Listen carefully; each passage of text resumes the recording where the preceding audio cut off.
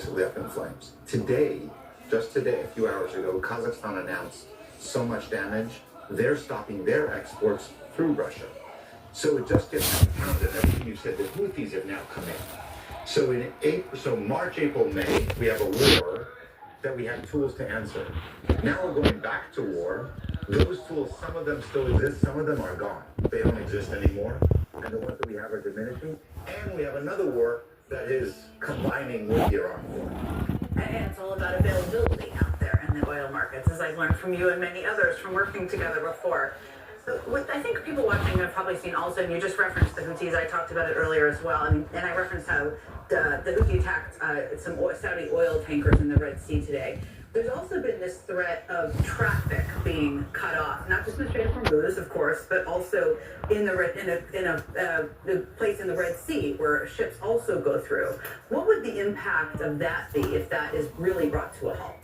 So that is really bad, because what happens when we shut down the straits, the Saudis and the UAE are the only ones that have infrastructure to go around the UAE, around Iran or the Strait of Hormuz to the Red Sea. If you suddenly attack the Saudis with what's called the Bab el-Mandab crossing, and Yanbu, which is the area in Saudi Arabia where they load the ships, then you've taken the alternatives. So now you've taken millions of barrels that have been able to make themselves onto the market are now gone because that route. And two ships turned around, made a U-turn, turned around. And now even if they do go through, the risk premiums are high, so the insurance rates go up. If we're going to go 10 ships a day, we're now down to 2 because everybody's a little bit sluggish. Who pays the price for all of these things? Ultimately, the consumer. Because we can't get oil out, we can't get gasoline out or diesel. That's why we're already at $4.10 on average in the country. It's going up from here, and probably significantly. Some states have suspended their gas taxes, gasoline taxes, but they're supposed to come back now.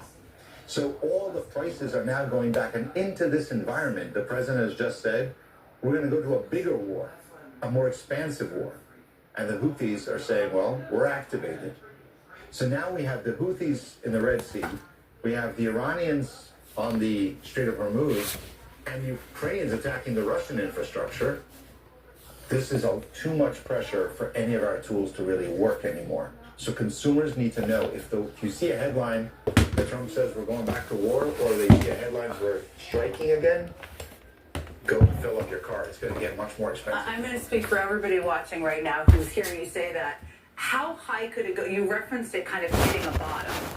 Are we close to that? What does that look like?